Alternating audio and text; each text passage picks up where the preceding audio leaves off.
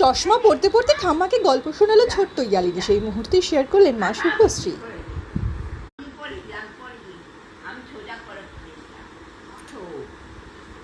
ঠাম্মাকে স্টোরিটা বলে দাও, স্টোরিটা।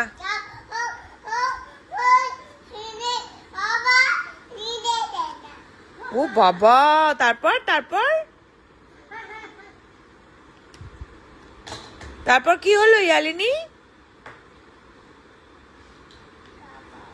তারপর ইয়ালিনী থ্যাংক ইউ বলে দাও তো।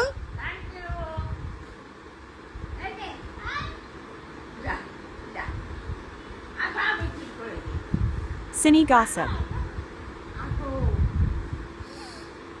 ইয়ালিনী স্টোরিটা বলো, স্টোরিটা বলো, স্টোরিটা বলো প্লিজ। তারপর